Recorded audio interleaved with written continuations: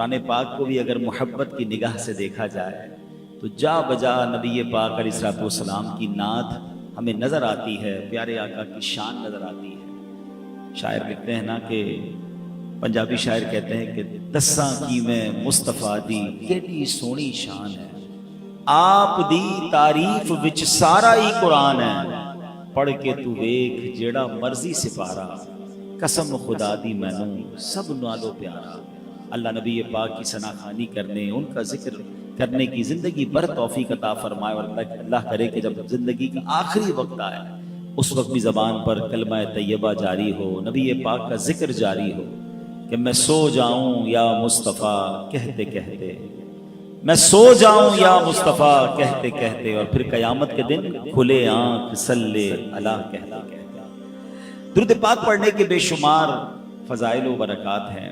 ایک بڑا ہی خوبصورت واقعہ، بلکہ کمال کی بات ہے کہ یہ واقعہ ہوا نہیں ہے، ہونے والا ہے، مگر سرکار دو عالم علیہ السلام جو اللہ کی عطا سے اللہ نے انہیں اپنی وحی کے ذریعے، اللہ نے اپنی عطاؤں کے ذریعے انہیں وہ نالج عطا فرمائی کہ جب ہم حدیثوں کو پڑھتے ہیں تو ایمان تازہ ہو جاتا ہے۔ نبی پاک نے قیامت کے دن پیش آنے والا ایک واقعہ بیان فرمایا۔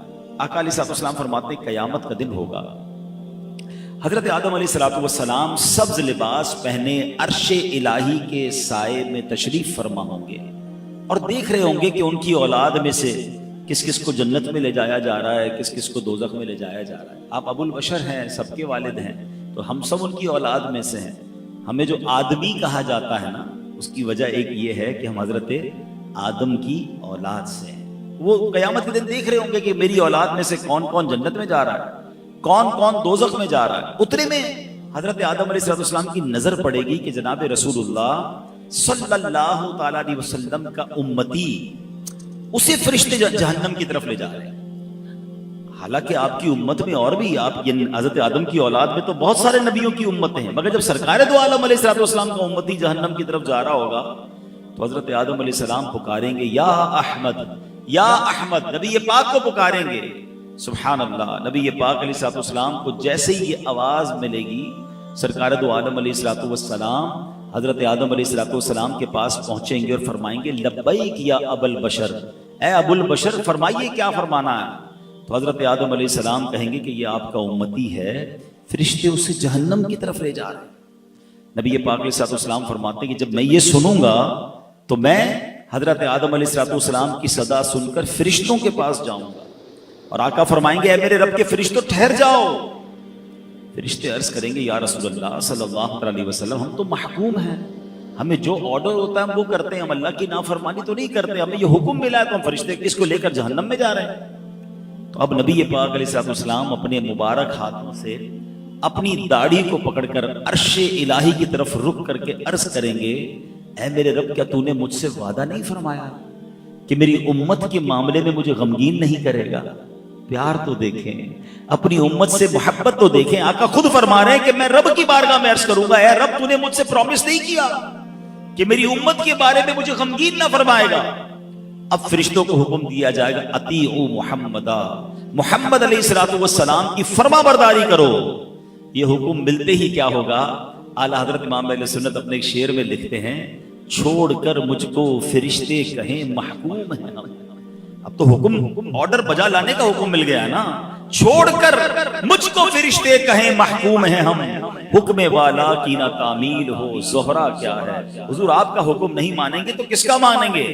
اب نبی پاک فرمائیں گے کہ اس بندے کو پھر میزان عمل پر لاؤ، اعمال تولے گئے ہوں گے، رزلٹ اناؤنس ہو گیا ہوگا، گناہ زیادہ ہوں گے، جہنم میں جانے کا فیصلہ ہو گیا ہوگا، مگر آقا فرمائیں گے پھر میزان پر لاؤ، پھر اس کی اعمال تولو۔ اب جب اس کے اعمال تولے جائیں گے تو نبی پاک علیہ السلام فرماتے ہیں میں اپنی جیب سے ایک کاغذ کا ٹکڑا نکالوں گا اور اس کی نیکیوں کے پلڑے پر رکھ دوں گا۔ جس کے گناہ زیادہ ہیں، نیکیاں کم ہیں، آقا فرماتے اب میں اپنی جیب سے ٹکڑا نکالوں گا کاغذ کا اور اس کے نامہ اعمال میں نیکیوں کے پلڑے پر رکھ دوں گا۔ نبی پاک فرماتے ہیں جیسے ہی وہ پرچہ رکھوں گا اس کی نیکیوں کا پلڑا بھاری ہو جائے گا۔ اچھا، اب جیسے ہی یہ سارا کچھ منظر ہوگا تو محشر میں ایک شور برپا ہو جائے گا، کامیاب ہو گیا، نیکیوں کا پلڑا بھاری ہو گیا، اب اسے جنت میں لے جاؤ۔ سبحان اللہ، اسی کلام کا شعر ہے نا، صدقے اس رحم کے اس سایہ دامن پہ نثار، صدقے اس رحم کے اس سایہ دامن پہ نثار، اپنے بندے کو مصیبت سے بچایا کیا۔ اچھا اب یہ سارا ماجرا تو ہو جائے گا، مگر کمال یہ ہے کہ جس بندے کا یہ معاملہ ہوگا نا، وہ نہیں پہچانا ہوگا ابھی تک کہ یہ ہے کون سی ہستی جنہوں نے میرا اس مصیبت میں ساتھ دیا۔ آرڈر ہو چکا ہے، جہنم فرشتے لے جا رہے ہیں، انہوں نے آ کر انٹرسپٹ کیا، میری نیکیوں کا پلڑا بھاری کیا، میرا جنت کا آرڈر نکل آیا۔ اب وہ فرشتے جب جنت کی طرف لے جائیں گے نا، کہ اگر رکو تو صحیح، مجھے پہلے ان سے ملنے تو دو، یہ ہے کتنی پیاری ہستی، اس مصیبت میں میرے کام آئے ہیں۔ سرکار دو عالم علیہ السلام کی بارگاہ میں حاضر ہو کر وہ شخص عرض کرے گا، میرے ماں باپ آپ پر قربان، آپ کا چہرہ کتنا نورانی ہے، آپ کتنے حسین ہیں، آپ کیسے اعلیٰ اخلاق والے ہیں، آپ نے میرے آنسوؤں پر رحم کھایا ہے، میرے گناہ معاف کروائے ہیں، حضور اپنا تعارف تو کروائیے، آپ کون ہیں؟ اللہ اکبر۔ سرکار دو عالم علیہ السلام فرماتے ہیں، میں اسے جواب دوں گا، میں تیرا نبی محمد صلی اللہ تعالی علیہ وسلم ہوں، اور یہ وہ تیرا درود پاک ہے جو تو نے مجھ پر پڑھا تھا، میں نے آج ہی کے دن کے لیے تمہارے لیے سیو کر کے رکھا ہوا تھا۔ اللہ اکبر، اللہ اکبر۔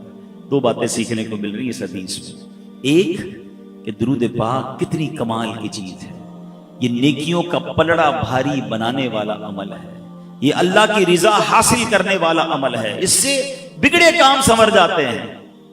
مگر انفارچونیٹلی پرابلم یہ ہے، کون سا ایسا بیان ہے، کون سی ایسی محفل ہے جس میں درود پاک کے فضائل بیان نہیں ہوتے؟ مگر اگر ہم دیکھیں تو یہاں بہت بڑی تعداد جو ہے پورا دن گزر جاتا ہے ایک بار بھی درود نہیں پڑھتے ہیں، حالانکہ یہ کثرت سے پڑھنے والا وظیفہ ہے۔ اگر میں یہاں سے پوچھنا شروع کروں تو سب کا کوئی نہ کوئی پرابلم ہوگا، کوئی بیمار بیٹھا ہوگا، کوئی قرضے میں ہوگا، کوئی کسی ڈیفیکلٹی، کوئی کس پرابلم۔ سچی بات بتاؤں، ہر درد کی دوا ہے صلی علی محمد، ہر درد کی دوا ہے صلی علی محمد، تعویذ ہر بلا ہے صلی علی محمد صلی اللہ علیہ وسلم، مگر پڑھتے نہیں، سوشل میڈیا پر گھنٹوں گزارتے ہیں۔ پلیز آپ کر کے دیکھیں ایک بار، اب کسی بھی پرابلم میں نا ایک بار کر کے دیکھیں، آپ کثرت سے درود پاک پڑھنا شروع کر دیں، اپنی آنکھوں سے اپنی مصیبتیں حل ہوتے ہوئے دیکھیں گے، آپ کے شولڈر سے برڈن ریلیز ہوتے ہوئے آپ دیکھیں گے، آپ کے دماغ پر اگر کوئی ٹینشن ہے آپ اس پہ ریلیف ہوتا ہوا خود اپنی آنکھوں سے دیکھیں گے، آپ روزی میں برکت دیکھیں گے۔ یہ میں نہیں کہہ رہا، یہ نبی پاک کے فرمان ہیں، انہوں نے وعدے فرمائے ہیں، انہوں نے یہ حدیث ارشاد فرمائی ہیں، لیکن ہم نہ جانے کیوں درود پاک میں اس طرح انوالو نہیں ہوتے۔ اور پھر قیامت کے دن انشاءاللہ، یہ ایک حدیث نہیں ہے، کئی حدیثوں کو اگر آپ پڑھیں، سرکار دو عالم علیہ السلام فرماتے ہیں، تم میں سے میرے سب سے زیادہ نزدیک قیامت کے دن وہ ہوگا جس نے مجھ پر سب سے زیادہ درود پڑھے۔ میرے حوض کوثر پر کچھ لوگ آئیں گے، حدیثوں کو خلاصہ پیش کر رہا ہوں، جن کو میں کثرت درود کی وجہ سے پہچان لوں گا، پیارے آقا انہیں پہچان لیں گے۔ نبی پاک کہیں فرما رہے ہیں کہ میں اپنے ساتھ جنت میں لے جاؤں گا جو درود پاک کثرت سے پڑھنے والے ہوں گے، تو کیوں نہ ہم درود پاک کثرت سے پڑھیں؟ تو اے میرے پیارے اسلامی بھائیوں، پہلی نیت تو آج کے اجتماع میں یہ کر لیں کہ انشاءاللہ اب روزانہ کثرت سے درود پاک پڑھیں گے۔ ایک بار محبت کے ساتھ پڑھ لیں، صلو علی الحبیب صلی اللہ تعالی علی محمد صلی اللہ علیہ وسلم۔ اس حدیث سے ایک اور جو خوبصورت بات سیکھنے کو ملی کہ سرکار دو عالم علیہ السلام قیامت کے دن کس طرح اپنے امتیوں کی شفاعت فرمائیں گے، کس طرح تلاش کر کر کے گناہ گاروں کی بخشش کروائیں گے، یعنی کتنا پیار ہے انہیں کہ اس دن جب ساری دنیا کے لوگ جمع ہوں گے، سرکار دو عالم علیہ السلام کو اپنے امتیوں کا خیال ہوگا۔ آج چکے میلاد مصطفیٰ کی ایک محفل ہے، ویسے بھی 11ویں شریف کا مہینہ شروع ہو چکا ہے، نبی پاک کے بہت سارے کمالات، بہت سارے اوصاف ہم نے سنے ہیں، مگر آج پرٹیکولرلی شفاعت مصطفیٰ صلی اللہ علیہ وسلم، یہ کتنا بڑا انعام ہے اس امت پر، یہ نبی پاک پر بھی انعام ہے کہ ان کو قیامت کے دن کیسی عزت کا مقام عطا کیا جائے گا، ہم سنیں گے آگے بیان میں۔ اور پھر ہم گناہگاروں پر یہ کتنا بڑا احسان ہے کہ ہم اس نبی علیہ السلام کے امتی ہیں جن کو رب نے مقام محمود عطا فرمایا، جو شفاعت کبریٰ فرمائیں گے۔ آج سنتے جائیے اور ایمان تازہ کیجئے، اپنی محبت میں اور اضافہ کیجئے، اور آخر میں انشاءاللہ بیان کے میں یہ بھی بتاؤں گا کہ وہ کون سے اعمال ہیں، اگر اس کو ہم اپنا لیں تو انشاءاللہ شفاعت کے حقدار ٹھہر جائیں گے، انشاءاللہ نبی پاک کی شفاعت ملنا مزید آسان ہو جائے گی۔ اب ذرا سنیے گا، حضرت حرب بن سریج رحمت اللہ تعالی علیہ فرماتے کہ ایک مرتبہ امام زین العابدین رضی اللہ تعالیٰ عنہ کہ شہزادے امام محمد رحمت اللہ تعالیٰ علیہ کی میں خدمت میں حاضر ہوا اور میں نے عرض کی، آل رسول ہیں امام زین العابدین کے صاحبزادے امام محمد، کہ اے پیارے امام، عراق کے لوگ کہتے ہیں کہ قیامت میں نبی پاک علیہ السلام شفاعت فرمائیں گے، ذرا یہ فرمائیے کیا یہ شفاعت حق ہے؟ سوال کیا ان سے تو حضرت امام محمد کیا کہتے ہیں، خدا کی قسم شفاعت حق ہے۔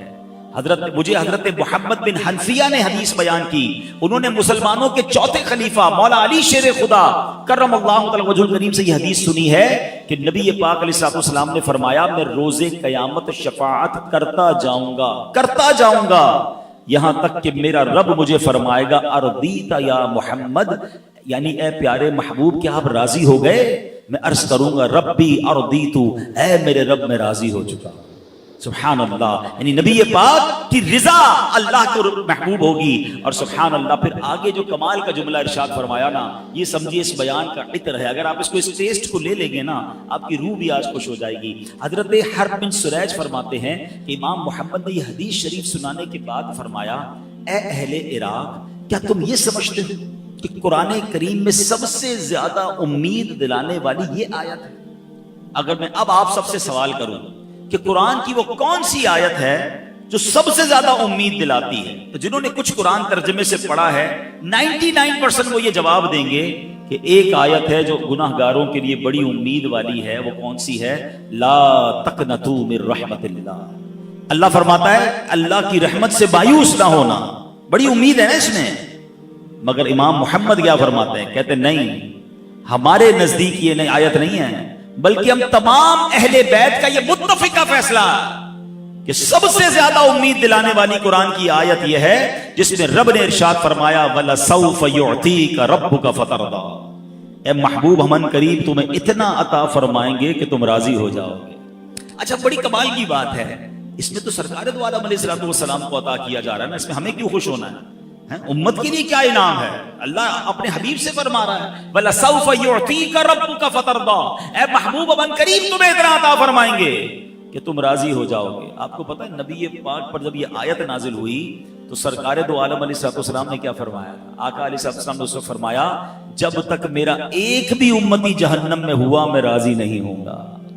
کہتے یہ آیت سب سے زیادہ امید دلانے والی ہے کہ رب نے اپنے حبیب کو راضی کرنے کا وعدہ فرمایا، اور حبیب پاک نے اپنی امت سے کیا وعدہ کر لیا کہ میں راضی نہیں ہوں گا جب تک میرا ایک امتی میں جہنم سے باہر نہ نکال لوں۔ اے میرے پیارے اسلامی بھائیوں، اب ذرا غور کیجئے، دنیا میں اگر ہمیں کسی کو بلینک چیک دے دیا جائے کہ مانگیے کیا مانگنا ہے، آفر کوئی کرے کہ بتاؤ کیا چاہیے، تو ہمیں تو شاید اپنے ہی لوگ یاد آئیں گے، اپنے گھر والے یاد آئیں گے، اپنے فیوچر پلانز یاد آئیں گے۔ اللہ نے گویا نبی پاک کو اس آیت میں بلینک چیک عطا فرمایا وَلَسَوْفَ يُعْطِيكَ رَبُّكَ فَتَرْضَىٰ، اے محبوب ان قریب تمہارا رب تمہیں اتنا دے گا کہ تم راضی ہو جاؤ گے۔ آقا اپنے لیے مانگتے، اپنی آل کے لیے، اپنی فیملی کے لیے۔ اے امتیوں ہم سے کتنا پیار ہے کہ نبی پاک فرماتے جب تک ایک امتی جہنم میں ہوگا، جب تک ایک بھی امتی جہنم میں ہوگا میں رب سے راضی نہیں ہوں گا، یعنی میں اس کو جہنم سے نکال لوں گا۔ اے میرے پیارے اسلامی بھائیوں، شفاعت کے بارے میں عقیدہ کیا ہونا چاہیے یہ بڑا ضروری ہے، اپنا بلیف سمجھ لیں۔ ایز اے مسلم ہمارا شفاعت کے بارے میں ہمارا عقیدہ کیا ہونا چاہیے؟ یاد رکھیے کہ ہمارے پیارے آقا علیہ السلام قیامت کے دن شفاعت فرمائیں گے، آپ کی شفاعت قبول کی جائے گی، اس کا عقیدہ رکھنا یہ واجب ہے، ٹھیک ہے؟ شفاعت مصطفیٰ کا انکار کفر ہے۔ کیوں کفر ہے؟ کہ شفاعت کا جو انکاری ہے وہ قرآن کی آیتوں کا انکاری ہے، وہ حدیثوں کا انکاری ہے، کیونکہ قرآن میں واضح طور پر محبوب پاک کی شفاعت کا بیان ہے۔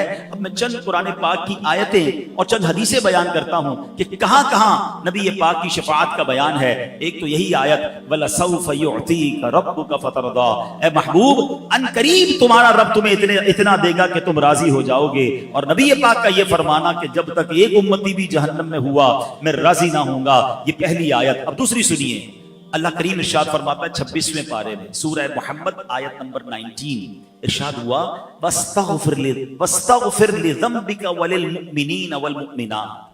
آسان ترجمہ قرآن کنز العرفان۔ اور اے حبیب اپنے خاص غلاموں اور عام مسلمان مردوں اور عورتوں کے گناہوں کی معافی مانگو۔ اب ذرا غور کیجئے، معاف کرنے والا کون ہے؟ रब है। जिसने माफ करना है वो खुद ही नबी पाक को क्या फरमा रहा है कि अपनी उम्मत के लिए मुझसे इस्तग़फ़ार कर लो ताकि मैं उन सब की बख्शिश फरमा दूं।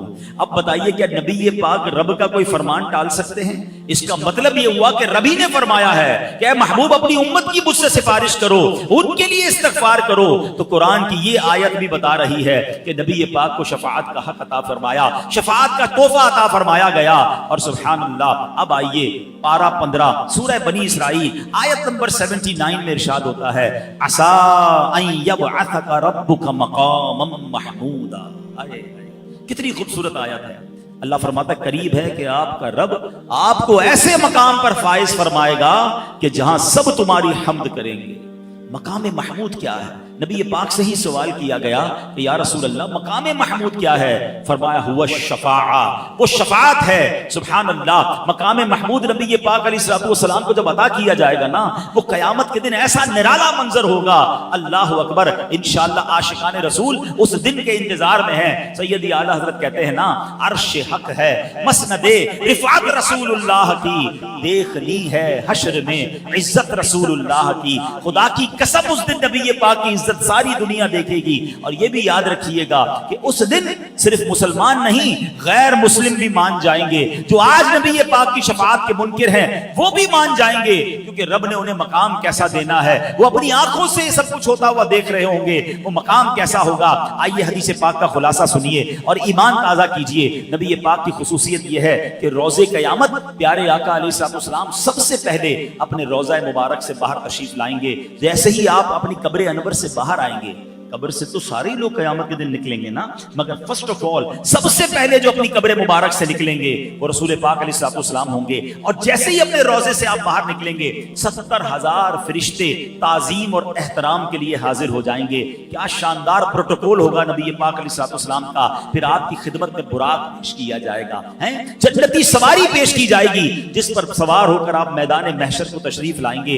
अल्लाह अकबर। अब सुनिए नबी पाक के फरमान, ईमान ताजा हो जाएगा। आका फरमाते अना सय्यदु वुल्दी आदमा यौमल क़यामा, क़यामत के दिन में तमाम औलाद आदम का सरदार होगा। एक रिवायत में फरमाया अना अव्वलहुम खुरूजन, क़यामत के दिन सबसे पहले मैं ही अपनी कब्र अनवर से बाहर तशरीफ लाऊंगा। व अना क़ाइदुहुम इज़ा वफदू, जब सब बारगाह इलाही में पेश होंगे मैं सबका पेशवा होऊंगा। व अना खतीबुहुम इज़ा अनसतू, जब सारे लोग खामोश हो जाएंगे, किसी में जुर्रत नहीं होगी बात करने की, मैं खतीब हूंगा। व अना मुस्तशफिउहुम जब इन्हें रोक लिया जाएगा, हिसाब शुरू नहीं हो रहा होगा, मैं इनकी शफाअत करूंगा। वो अना मुबश्शिरुहुम इज़ा अयसू, जब सब मायूस होंगे मैं इन्हें खुशखबरी सुनाऊंगा।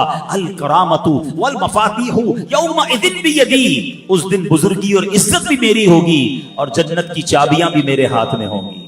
वना अक्रमु वलदी आदम अला रब्बी, और मेरे रब्बे करीम की बारगाह में तमाम औलाद आदम से बढ़कर मेरी इज्जत होगी। फरमाया उस रोज 1000 खादिम मेरे गिर्द इस तरह होंगे जैसे बिखरे हुए मोती होते हैं। हदीस पाक में फरमाया बियदी लिवाइल हम्द, कयामत के दिन हम्द का परचम मेरे हाथ में होगा। तहती आदम फमन दूनहु, हजरत आदम और उनकी औलाद में जो हैं सब के सब मेरे इस परचम के नीचे होंगे।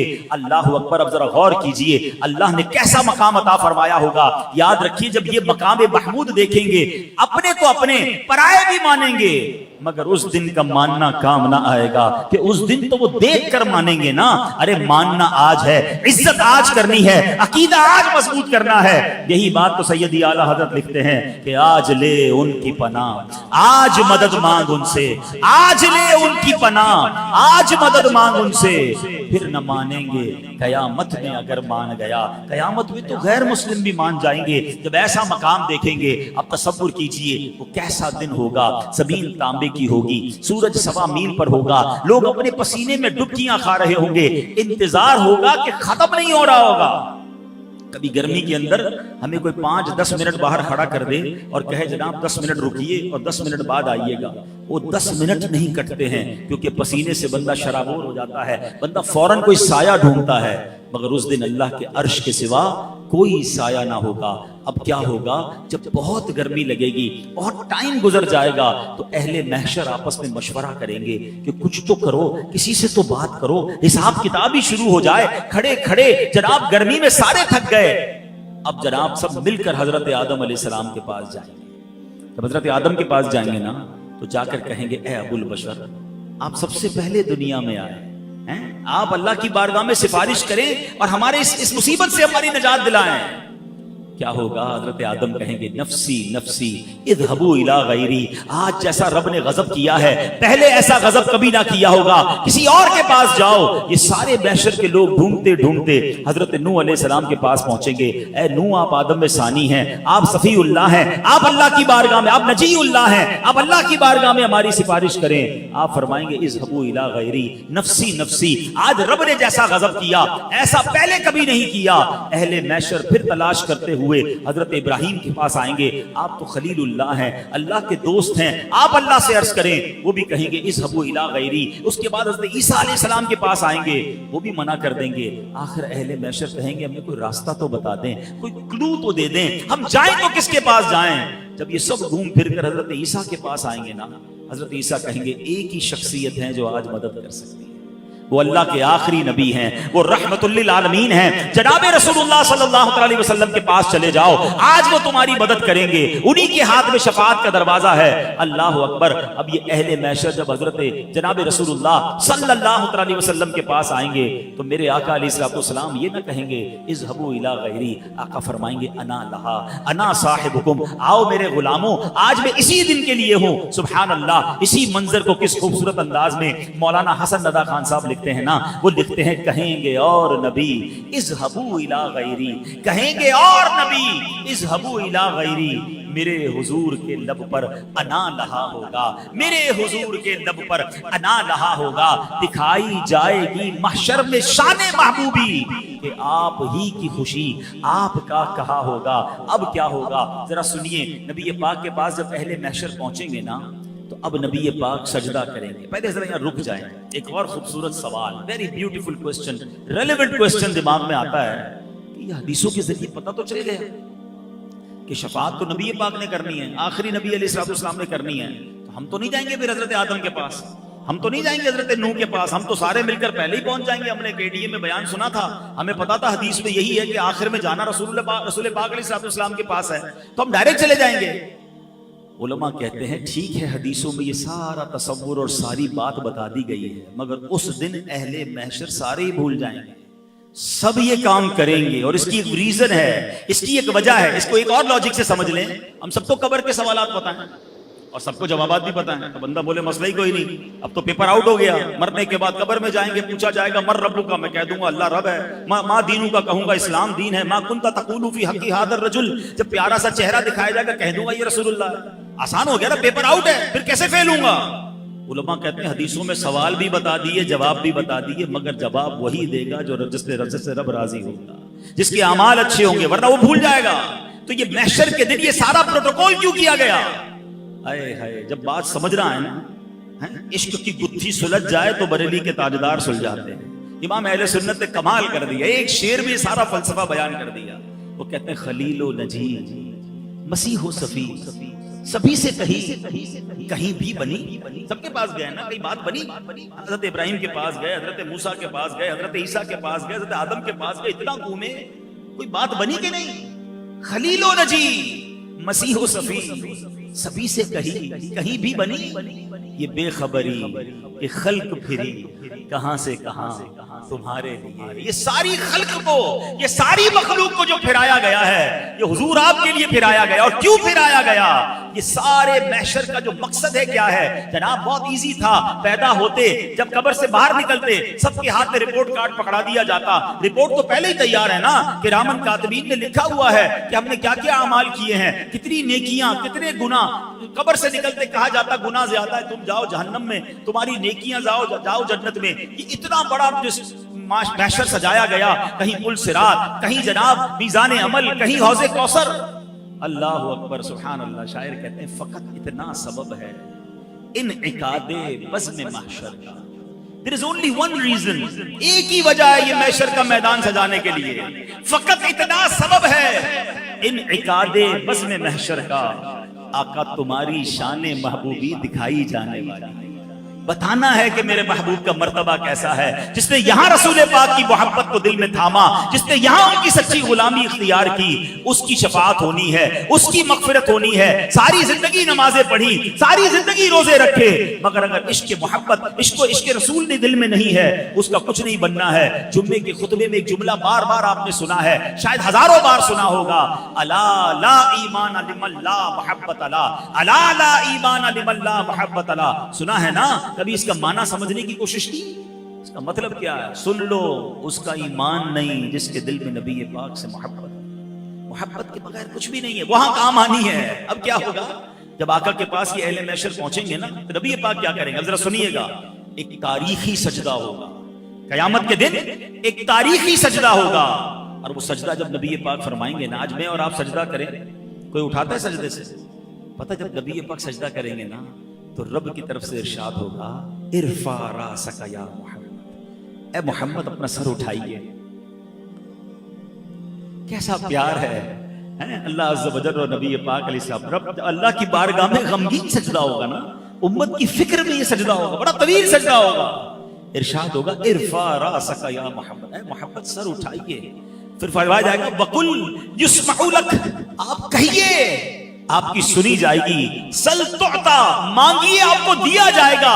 اشفا تشفا, آپ شفاعت کیجئے, آپ کی شفاعت قبول کی جائے گی. اللہ اکبر. پھر نبی پاک علیہ الصلوۃ والسلام اپنے غلاموں کی شفاعت فرمائیں گے, اور کتنی شفاعت فرمائیں گے یہ آپ کو بتاتا ہوں. لیکن یہ شعر آپ نے کئی بار سنا ہوگا نا, عرش حق ہے مسند رفعت رسول اللہ کی, کہ نبی پاک کا جو بیٹھنے کا مقام قیامت کے دن کیا ہوگا, وہ عرش الہی ہوگا. یہ ایسے ہی نہیں کہہ دیا سیدی اعلیٰ حضرت نے. آؤ روایت سنو. اللہ کریم کی بار روایتوں میں آتا ہے, قیامت والے دن رب کریم نبی پاک علیہ الصلوۃ والسلام کو عرش اعظم پر بٹھائے گا.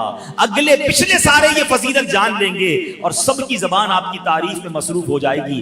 یہ وہ مقام محمود ہے جس کا قیامت کے دن رب نے قرآن میں وعدہ فرمایا. وہ کون سی آیت ہم نے سنی تھی؟ عسیٰ ان یبعثک ربک مقاما محمودا, قریب ہے کہ آپ کا رب آپ کو ایسے مقام پر فائز فرمائے گا جہاں سب تمہاری حمد کریں گے. اب آؤ میرے پیارے اسلامی بھائیوں, ہو سکتا ہے کسی کے دل میں آئے کہ شفاعت تو ہوگی, مگر وہ تو نیکوں کی ہوگی, جو نبی پاک کے قریب ہوں گے ان کی ہو جائے گی.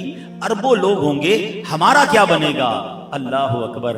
ایسے ہی نہیں, نبی پاک ہمارے اتنے پیارے آقا ہیں, ایسے امت کے غمخوار ہیں, ایسے فکر مند ہیں. سنو, نبی پاک علیہ الصلوۃ والسلام فرماتے ہیں, مجھے دو باتیں, مجھے اختیار دیا گیا کہ دو باتیں ہیں, آپشن دیا کہ یا تو آپ کی آدھی امت کو جنت میں داخل کر دیا جائے, یا آپ شفاعت لے لیں. سنیے گا حدیث پاک, there were two options. یا تو half of your ummah will go in Jannah, آپ کی آدھی امت بخش دی جائے, یا آپ شفاعت لے لیں. نبی پاک فرماتے میں نے شفاعت کو حاصل کر لیا, کیونکہ وہ اس سے زیادہ برکت والی ہے, اس میں گنجائش زیادہ ہے. یعنی میں اپنی ساری کی ساری امت کو بخشوا لوں گا. ایک اور جگہ نبی پاک علیہ الصلوۃ والسلام فرماتے ہیں, شفاعتی للہالکین من امتی, شفاعت میری امت کے ان لوگوں کے لیے ہے جنہیں گناہوں نے ہلاک کر دیا. میرے آقا گناہگاروں کو تلاش کر کر کے شفاعت فرمائیں گے. سبحان اللہ. امام مولانا حسن رضا خان صاحب اسی کیفیت کو بیان کرتے ہیں نا. وہ کہتے ہیں, وہ پاک دل کے نہیں جس کو اپنا اندیشہ ہجوم فکر و تردد میں گر گیا ہوگا. اس دن سارے لوگ رو رہے ہوں گے, گھبرائے ہوئے ہوں گے, ہمارا کیا ہوگا؟ ارے نبی پاک تو بخشائے ہیں نا, مگر ان کے دل پر بھی فکر ہوگی, وہ بھی رنج میں ہوں گے. وہ اپنے لیے نہیں, وہ کس کے لیے؟ وہ امت کے لیے غمزدہ ہوں گے. فرماتے ہیں, میں اللہ کی بارگاہ میں کھڑا رہوں گا, اپنے ممبر پر نہیں بیٹھوں گا. ہر نبی کے لیے ممبر بنایا گیا ہوگا, مگر میں رب کی بارگاہ میں کھڑا رہ کر اس لیے کھڑا رہوں گا کہ مجھے یہ ڈر ہوگا کہ کہیں مجھے جنت میں نہ بھیج دیا جائے اور میری امت پیچھے نہ رہ جائے. آپ سمجھ رہے ہیں اس بات؟ میں اور آپ تمنا کیا کر رہے ہیں کہ قیامت کے دن جلدی جلدی جنت میں بھیج دیے جائیں. نبی پاک فرماتے مجھے یہ خوف ہوگا کہ کہیں مجھے جنت میں نہ بھیج دیا جائے میری امت پیچھے نہ رہ جائے. اللہ اکبر. ایسا خیال تو ماں باپ بھی نہیں کرتے اپنے بچوں کا جو نبی پاک اس دن فرمائیں گے. یہی بات مولانا حسن رضا خان صاحب لکھتے ہیں کہ عزیز بچے کو ماں جس طرح تلاش کرے. ارے کسی کا ماں کا بچہ گم ہو جائے کیسے ڈھونڈتا ہے؟ عزیز بچے کو ماں جس طرح تلاش کرے. خدا گواہ یہی حال آپ کا ہوگا. ہزار جان فدا نرم نرم پاؤں سے پکار سن کے اسیروں کی دوڑتا ہوگا. ارے اپنے مبارک پاؤں سے کبھی ادھر سے کوئی پکار رہا ہوگا, کوئی ادھر سے پکار رہا ہوگا, اور آقا دوڑ دوڑ کر انہیں بچا رہے ہوں گے. کوئی قریب ترازو, کوئی لبے کوثر, کوئی صراط پہ ان کو پکارتا ہوگا. کسی کو لے کے چلیں گے فرشتے سوئے جہنم, وہ ان کا راستہ پھر کے دیکھتا ہوگا. آقا مجھے جہنم میں لے جایا جا رہا ہے, یا رسول اللہ میری شفاعت فرمائیے. اور آقا کرم فرما کر اس کی شفاعت فرمائیں گے. یہ حال نبی پاک کا قیامت کے دن ہوگا. اور خود فرماتے ہیں میں اپنے ممبر پر اس وقت تک نہیں بیٹھوں گا جب تک میرے امتیوں کو جہنم سے نہ نکال لوں. ایک اور حدیث پاک میں آتا ہے نبی پاک فرماتے ہیں روئے زمین پر جتنے درخت اور پتھر ہیں قیامت کے دن میں ان سب کی تعداد کے برابر آدمیوں کی شفاعت کروں گا. اتنی شفاعت فرمائیں گے, اتنی شفاعت فرمائیں گے. اللہ اکبر. ایک اور جگہ روایت میں ملتا ہے کہ ہر نبی کو ایک دعا دی گئی ہے. ویسے تو نبی کی ہر دعا قبول ہوتی ہے, مگر ایک اسپیشل دعا دی گئی کہ وہ جو مانگیں گے انہیں عطا کیا جائے گا. نبی پاک نے پتہ کیا فرمایا؟ فرمایا ہر نبی نے اپنی دعا دنیا میں کر لی ہے, میں نے وہ دعا قیامت کے دن بچا کے رکھی ہے, اور وہ اس دن میں اپنی امت کے لیے کروں گا. اللہ اکبر. پیار تو دیکھے ہم سے. میں اب نوجوانوں سے 2 منٹ بات کرنا چاہتا ہوں. ہم لوگ کہتے ہیں میں فلاں فٹ بالر سے پیار کرتا ہوں, مجھے فلاں ایکٹر سے پیار ہے, مجھے فلاں کرکٹر بڑا اچھا لگتا ہے. گھر میں جاؤ تو تصویریں لگائی ہوئی ہیں, اس کو ایڈمائر کر رہے ہیں, اس کو فالو کر رہے ہیں, اس جیسے کپڑے, اس جیسے بال, اس جیسے سٹائل. کبھی پوچھوں اس سے کہ بھائی کبھی وہ جو بڑا آدمی جس کو آپ فالو کرتے ہیں دیوانے اس نے کبھی آپ کا کوئی خیال کیا, آپ کو جانتا ہے؟ نوجوان کہتے ہیں ہمیں کیسے جانے گا, اس کے تو اربوں کروڑوں فالوورز ہیں, ہم تو کبھی ملے نہیں ہیں, بس اس کو دیکھا ہے دیوانے ہو گئے ہیں, وہ ہمیں جانتا بھی نہیں, ہمارا خیال کہاں سے رکھے گا. اب مجھے بتاؤ تم اس کو چاہتے ہو کہ جو تمہیں جانتا نہیں ہے, جس نے کبھی تمہارا خیال نہیں رکھا. میں اس کی محبت کی بات کر رہا ہوں کہ میں اور آپ پیدا نہیں ہوئے تھے 1400 سال پہلے, جو ہمیں یاد کرتے تھے, جو راتوں کو جاگتے تھے, ہمارے لیے آنسو بہاتے رہے, معراج کی شب امت کو یاد کیا, اور آپ دیکھیں محشر کے دن کیا حال ہوگا. ارے واقعی اگر کسی سے محبت کرنی ہے, کسی پر فدا ہونا ہے, تو رسول پاک سے بڑھ کر کوئی ایسی ہستی نہیں ہے. اعلیٰ حضرت کہتے ہیں نا, جو نہ بھولا ہم غریبوں کو رضا, جو نہ بھولا ہم غریبوں کو رضا, یاد اس کی اپنی عادت کیجیے. اب آئیے, باتیں تو بہت ساری ہیں, مگر اب میں کچھ وہ اعمال بتا دیتا ہوں حدیثوں کے ذریعے جس کے بارے میں نبی پاک نے فرمایا کہ یہ عمل کرنے والے کو میری شفاعت ملے گی. شفاعت حاصل کرنی ہے نا, تو کچھ ایسا بننے کی بھی تو کوشش کریں.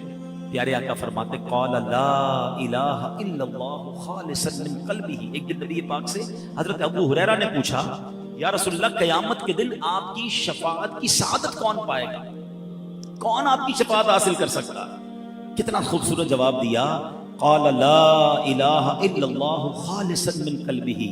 فرمایا جس نے دل کے اخلاص کے ساتھ کلمہ طیبہ پڑھا ہوگا وہ شفاعت کا حقدار ہے.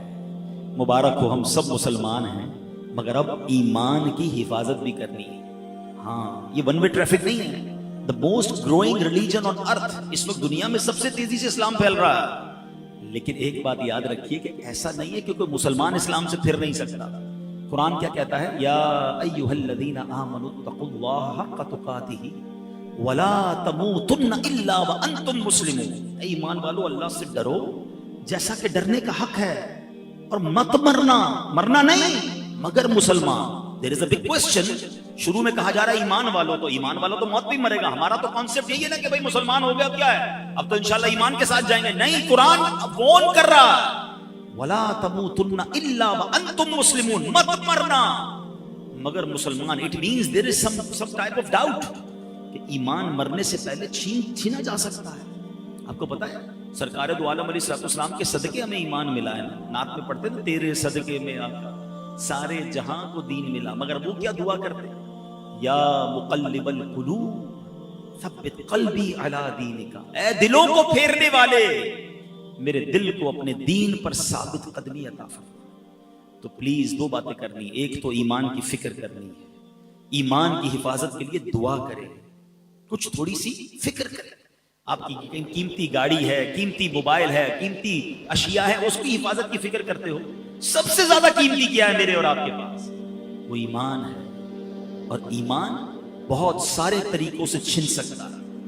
ایک تو یہی ہے کہ بندہ دعا کرے، اس کی وجہ کیا ہے کہ ہمارا سب سے بڑا دشمن کون ہے؟ قرآن کہتا ہے انہو لکم عدو مبین، شیطان اوپن اینیمی۔ قرآن کہتا ہے شیطان پتہ کیا چاہتا ہے؟ الٹیمیٹ گول شیطان کا کیا ہے کہ وہ تو جہنم میں جائے گا نا، بے ایمان ہے، وہ چاہتا ہے میں ان کا بھی ایمان کسی طرح چھین لوں اور یہ بھی میرے ساتھ جہنم میں جائے۔ تو اب اس کے پلانز ہیں، اس پلانز کو سمجھنا ہوگا۔ برے خاتمے کے اسباب میں علماء کہتے ہیں بری صحبت، گناہوں کی تکرار، بار بار ہر وقت گناہ کرتے رہنا۔ حدیث پاک میں آتا ہے جب بندہ ایک گناہ کرتا ہے اس کے دل پر ایک سیاہ ڈاٹ لگ جاتا ہے، دوسرا کرتا ہے، پھر تیسرا کرتا ہے، پھر ایک ڈاٹ، کرتے کرتے کرتے پورا دل ہی سیاہ ہو جاتا ہے۔ اب اس پر ہدایت کی کوئی بات اثر نہیں کرتی۔ ایسے بھی کئی لوگ ہوتے ہیں جب بھی دین کی بات کرو انہیں الجھن شروع ہو جاتی ہے، چڑ آتی ہے، قرآن کی بات کرو، حدیث کی بات کرو، برا لگتا ہے، وہ کہیں بیٹھ نہیں سکتے دین کی محفل میں۔ چیک کرو کہیں دل تو سیاہ نہیں ہو گیا، کیونکہ دل سیاہ ہو گیا تو شیطان کا اٹیک کامیاب ہو سکتا ہے، ایمان چھین سکتا ہے۔ دوسرا پرابلم جو ایمان چھین سکتا ہے وہ کفریہ کلمات ہے۔ اب باقاعدہ پلان کیا ہے شیطان نے، ہمارے بچوں کو پتہ نہیں، ہمارے نوجوانوں کو پتہ نہیں ہے، فلمی گانوں میں کفریہ کلمے ڈال دیے، کامیڈی شو کے اندر عجیب عجیب سے جناب چٹکلے آ رہے ہیں جس میں کبھی جنت کا مذاق، کبھی دوزخ کا مذاق، جہنم کے عذاب کا مذاق اڑایا جا رہا ہے، ہم تو جہنم میں جائیں گے معاذ اللہ کہ وہاں فلاں لوگ بھی ہوں گے۔ یعنی آپ کو اس طرح ہنسایا جا رہا ہے، لوگ ہنس بھی رہے ہیں، اس کو ریپیٹ بھی کر رہے ہیں، حالانکہ یہ نہیں پتا۔ ان تمام چیزوں میں ہماری ایک لمٹ ہے، ہم اس لمٹ کو کراس کریں گے تو دائرہ اسلام سے خارج ہو سکتے ہیں۔ تو ہمیں ان تمام چیزوں کا علم، بری صحبتوں سے بچنا ہے، بولتے سے پہلے خیال کرنا ہے، ہر جگہ بولنا نہیں ہوتا، ہر بات میں آپ اپنی لب کشائی نہیں کر سکتے۔ بہرحال یہ ٹاپک تو بہت لمبا ہے، لیکن میں ایک مشورہ دے دیتا ہوں، پھر اگلے ٹاپک پر آتا ہوں۔ ایک کتاب میں آپ کو سجیسٹ کرتا ہوں، one of the beautiful book on that subject, بلکہ میں کہوں کہ صدیوں میں ایسی کتاب نہیں لکھی گئی ہے۔ اللہ سلامت رکھے امیر اہل سنت، فاؤنڈر آف دعوت اسلامی مولانا الیاس قادری صاحب کو، کتاب کا نام ہے کفریہ کلمات کے بارے میں سوال و جواب۔ آپ بلیو کریں، ایک بار اس کتاب کو پڑھ لیں، کہتے ہیں نا ذہن کی کھڑکیاں کھل جائیں گی کہ یار یہ جملے تو مذاق میں کہہ رہے ہوتے ہیں، ہم تو دوستوں میں بیٹھ کے کہہ رہے ہوتے ہیں، ہمیں پتہ ہی نہیں ہے، مگر وہ جملے بعض اوقات زبان سے نکلتے ہیں جو بندے کو ایمان سے خارج کرتے ہیں۔ یہ شاکی پلان کر کے داخل کیے گئے ہیں ہماری گفتگو میں، ہمارے محاوروں میں، ہمارے جناب فلموں ڈراموں کے اندر۔ ایمان کی فکر کریں، ولا تموتن الا وانتم مسلمون، مت مرنا مگر مسلمان۔ اب بھی ہو سکتا ہے کسی کے ذہن میں خیال آئے کہ یار یہ مولانا صاحب نئی بات لے آئے، بھائی یہ کہاں ایمان کیسے ختم ہوگا، بھائی مسلمان ہیں، مسلمان ہو کے بھی ایمان سے جائیں گے۔ چلو پیران پیر شیخ عبد القادر جیلانی کی بات سنو، اولیاء اللہ کا مائنڈ سیٹ ہی اور تھا۔ 11ویں شریف شروع ہو گئی ہے نا، غوث پاک کی صرف نیازی خانی ہے، ان کے نعرے ہی لگانے ہیں، ان کی باتیں بھی تو سنو۔ شیخ عبد القادر جیلانی فرماتے ہیں آج عید کا دن ہے، عید کا دن ہے، عبد القادر کے لیے عید کا دن وہ ہوگا جب اپنا ایمان سلامت لے کر قبر میں جائے۔ کون کہہ رہا ہے؟ ولیوں کے سردار۔ کتنا خوف ہے، اصل عید وہ ہوگی جب ایمان سلامت لے کر جاؤں گا۔ ہمیں ٹینشن ہی کوئی نہیں جناب۔ اعلیٰ حضرت نے 100 سال پہلے ایک بات سمجھائی تھی، سونا جنگل رات اندھیری، چھائی بدلی کالی ہے، سونے والو جاگتے رہیو، چوروں کی رکھوالی ہے۔ آج ہو کیا گیا ہے کہ قرآن کی انٹرپریٹیشن کرنے، حدیث بیان کرنے، دین بیان کرنے نت نئے لوگ آ رہے ہیں جو کہیں سے علم دین سیکھا نہیں ہے، چند کتابیں پڑھ لی، چند لاجکس پڑھ لی، اور لوگ ان کی باتیں سن رہے ہیں۔ اور یہی تو وہ ایمان کے ڈاکو ہیں کہ جو آپ کے دل میں ایک ایسی سوئی چبو دیں گے کہ کسی کو اولیاء کرام سے دور کریں گے، کسی کو صحابہ سے دور کریں گے، کسی کو علماء سے دور کریں گے۔ الٹیمیٹ گول یہ ہے کہ انہیں اسلام سے دور کرنا ہے۔ آپ کی پہلے بنیادیں ہلکی ہوں گی نا، جب آپ اولیاء سے بھی دور، صحابہ سے بھی دور، علماء سے بھی دور ہو جائیں گے تو اینڈ آف دا ڈے اسلام سے بھی دور ہو جائیں گے۔ یہ پلان ہے، آپ لوگ سمجھ نہیں رہے اور انہیں سنی جا رہے ہیں۔ تو ہمیں دین بھی ان سے سیکھنا ہے جو باقاعدہ سرٹیفائیڈ عاشق رسول علماء کرام ہیں، تاکہ ہمارے دین کی اساس مضبوط رہے۔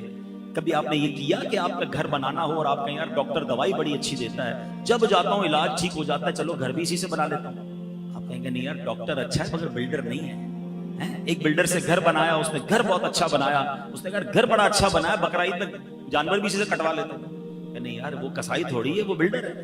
تو یو نو کہ جس کا جو کام ہے وہ اس سے سیکھتے ہیں, تو دین بھی اس سے سیکھے نا, کہ جو دین کا ایکسپرٹ ہو. جس کی جو مرضی سوشل میڈیا پر آ کر بیان شروع کیا, ہم نے سننا شروع کیا اور کنفیوز ہونا شروع کیا. یہی تو پلان ہے کہ کسی طرح مسلمان, کہیں کوئی کوشش کر رہا ہے ان کے دل سے عشق رسول نکال دیں, کوئی کوشش کر رہا ہے اولیاء کی محبت نکال دیں, کوئی کوشش کر رہا ہے صحابہ کی محبت نکال دیں, کوئی چاہتا ہے اہل بیت امام حسین کی محبت دل سے نکالے. سارے پلانز ہیں. لیکن ہمیشہ کوئی نہیں کہے گا اللہ کی محبت دل سے نکالو, کوئی نہیں کہے گا اسلام سے پھر جاؤ. وہ پہلے آپ کی بنیادیں کاٹ رہے ہیں کہ ایک ایک کر کے یہ ساری بنیادیں کٹیں, آخری الٹیمیٹ گول ایمان ہے. تو پلیز ان چالوں کو سمجھیے. اعلیٰ حضرت نے کہا تھا آنکھ سے کاجل صاف چرا دیں, یہاں وہ چور بلاتے ہیں, تیری گٹھڑی تاکی ہے اور تو نے نیند نکالی. آنکھ سے کاجل کون چرا سکتا ہے؟ اتنے شاطر ہیں کہ کاجل بھی چوری ہو جائے گا, آنکھ کو پتہ بھی نہیں چلے گا. یہی ہو رہا ہے کہ دین کے نام پر ایمان چھیننے کی کوشش ہو رہی ہے, but nobody care. ایسا نہ کریں. علماء کرام سے مربوط رہیں, عاشقان رسول علماء کرام کی صحبت اختیار کریں, انشاءاللہ ایمان مضبوط رہے گا. اور باتیں تھیں مگر میں ایک عشق والی بات پر اب اپنا بیان ختم کرتا ہوں. عادل بھائی نے جو وقت دیا تھا وہ پورا ہو گیا ہے, لیکن اب جو میں بات کروں گا انشاءاللہ وہ بھی خوش ہو جائیں گے, آپ بھی خوش ہو جائیں گے, سب کے چہروں پہ مسکراہٹ بھی آئے گی, کچھ کی آنکھیں بھی نم ہو جائیں گی. شفاعت حاصل کرنی ہے نا, تو ایک ایسی جگہ ہے جہاں چلے جاؤ شفاعت واجب ہو جائے. آقا فرماتے من زار قبر وجبت لہ شفاعت, جس نے میرے روزے کی زیارت کی اس پر میری شفاعت واجب ہو.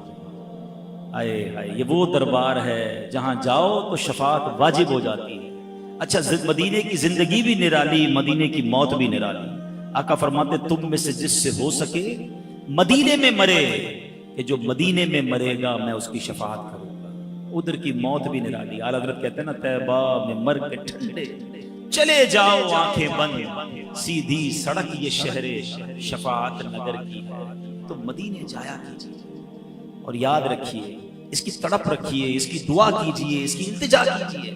اگر کوئی مجھے غریب سن رہا ہے نا, اب دل میں یہ خیال آ رہا ہے کہ یار مدینے تو امیر جا سکتے ہیں, اتنے سارے پیسے, پاسپورٹ, ٹکٹ, تو یہ آپ کی بھول ہے.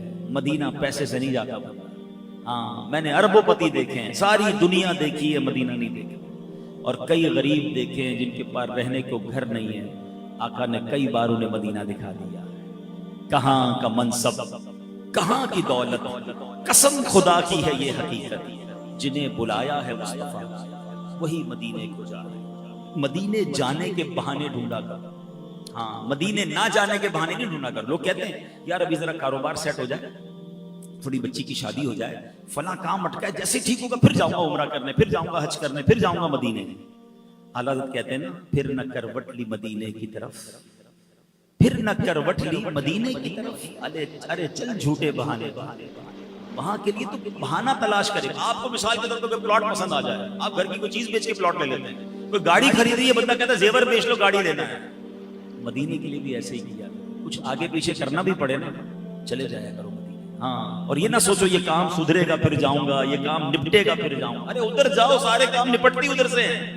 مٹتے ہیں جہاں بھر کے آلام مدینے میں, بگڑے ہوئے بنتے ہیں سب کام مدینے. میں نے امیروں سے زیادہ سخی غریبوں کو دیکھا. کچھ غریب تو کمال کرتے ہیں, اور صحیح بتاؤں جیسا غریب مدینے پہنچتا ہے نا اس کا صدقہ مل جائے. میں کئی ایسے غریبوں کو دیکھا. ایک بار میں نے ایک سے پوچھا, میں نے کہا یار مدینے آئے ہو کیسے آئے؟ کہتے جوڑ کے جو کچھ تھا نا سب خرچ کر دی. میں نے کچھ بھی نہیں بولا, کچھ بھی نہیں, جو تھا کچھ چیزیں تھی وہ بھی بیچ دی. میں نے کہا اب, کہتے لینے آیا ہوں, خالی کر کے آیا ہوں, اب لینے آیا ہوں. اور اس گلی میں آیا ہوں کہ اس گلی کا گدا ہوں میں جس میں مانگتے تاجدار. یہ کمال کرتے ہیں, یہ سب کچھ ختم کر کے پہنچ جاتے ہیں مکے مدینے اور بھر کے آتے ہیں. امیر یہی سوچتا رہتا ہے 3 لاکھ کا ٹکٹ ہو گیا, 50,000 کا ویزا ہو گیا, ابھی اتنے, حالانکہ کروڑوں لاکھوں روپے ادھر ادھر خرچ ہو رہے ہوں گے. مکے مدینے حج کا خرچہ ہی چبھ رہا ہوتا ہے ان کو. یہ مت کرنا, یہ رہ جائے گا. اور یہ نصیب والوں کو ملتا ہے. شوق پیدا کرے دل میں, ایسا شوق آ جائے کہ زندگی کا سب سے بڑا شوق یہی بن جائے. وہ پنجابی شاعر کہتے ہیں نا, مینوں شوق مدینے جاون دا, میرے دل وچ حسرت ہور نہیں, آقا تے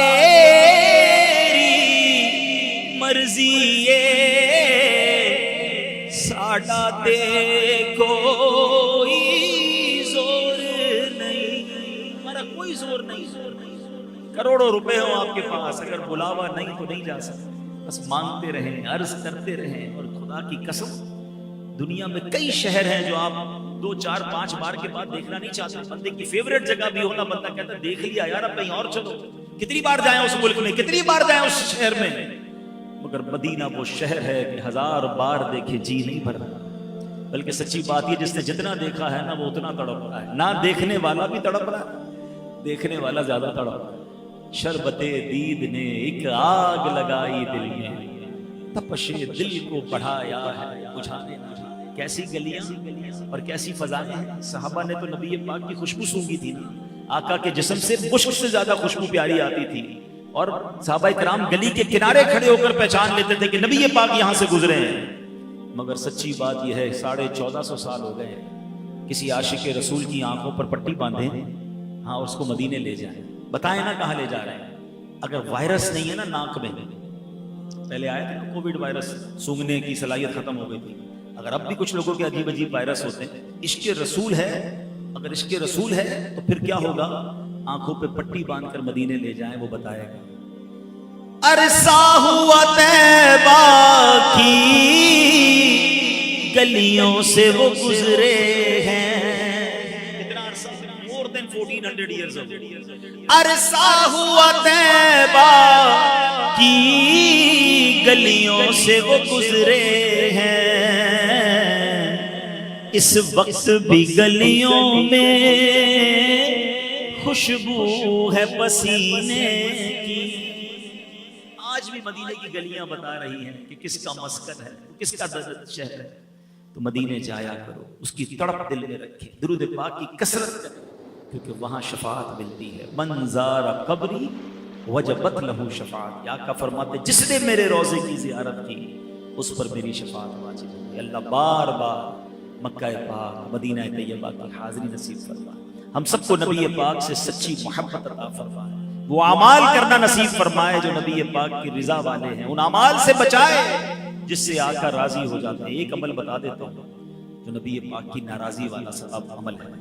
آقا فرماتے فمن رغب عن سنتی فلیس منی. جس نے میری سنت سے منہ موڑا وہ مجھ سے نہیں. تو قیامت کے دن اگر آقا نے یہ کہہ دیا کہ جاؤ میں تمہاری شفاعت نہیں کرتا، تم تو میری سنت پر عمل ہی نہیں کرتے بلکہ سنت کا مذاق اڑاتے تھے، کدھر جائیں گے؟ سنت کو تھامیے. اور الحمدللہ آج کے دور میں ایک ایسا ماحول ہے جہاں ہر قدم پر سنت کی بات کی جاتی ہے. سنتوں بھرا اجتماع، سنتوں بھرا بیان، سنتوں بھرا ماحول، سنتوں بھرا مدنی قافلہ. دعوت اسلامی والے آپ کو قدم قدم پر سنتوں کی باتیں کرتے نظر آتے ہیں. تو آئیے اس ماحول سے وابستہ ہوں، دعوت اسلامی کے مرکز فیضان مدینہ جاتے رہا کریں. ہمارا مدنی چینل دیکھیں، اس طرح کے بیان سننے ہوں تو مدنی چینل ہے، سوشل میڈیا پہ اگر ہمارا اکاؤنٹس فالو کریں تو یہ بیان سنتے رہیں گے تو عشق رسول میں اضافہ ہوگا، نبی پاک سے محبت میں اضافہ ہوگا. اللہ کرے کہ گناہوں بھری زندگی چھوڑ کر ہم سنتوں بھری زندگی گزارنے میں کامیاب ہو جائیں. الحمدللہ اس علاقے میں بھی کچھ دعوت اسلامی کی ایکٹیویٹیز ہوتی ہیں، مزید بھی کچھ کرنے کا ارادہ ہے انشاءاللہ. جب صلاۃ السلام اور دعا کے بعد ہم بیٹھیں گے تو کچھ مشورہ کرنا چاہیں گے تو کریں گے. عادل بھائی کچھ بتائیں گے کہ یہاں شاید اسلامی بہنوں کا ہر بدھ کو B76 بہنوں کے لیے لیڈیز کے لیے اجتماع ہوتا ہے. ٹائمنگ دوپہر 4 بجے، شام 4 بجے یہ اجتماع ہوتا ہے ہر ویڈنسڈے کو B76 میں. تو جو آپ کی گھر کی خواتین ہیں KDA میں جو رہتے ہیں بھیجا کریں، اور انشاءاللہ اللہ کرے کہ ہم مل جل کر یہاں اسلامی بھائیوں کے لیے بھی کوئی انشاءاللہ ایکٹیویٹی پلس شروع کریں گے تو ضرور اس میں بھی شرکت کیجیے، اس میں تعاون بھی کیجیے. اللہ پاک آپ سب کو سلامت رکھے. ایک بار پھر میں اس میلاد کمیٹی KDA کی ان کا شکریہ بھی ادا کرتا ہوں، مبارکباد بھی دیتا ہوں. اتنی شاندار اتنی خوبصورت محفل آپ نے سجائی. جن بھی عاشقان رسول نے اس محفل میں حصہ ملایا، دامے درمے قدم سخنے، اللہ سب کا سینہ مدینہ بنائے، سب کی مشکلیں آسان فرمائے. آمین بجاہ النبی الامین صلی اللہ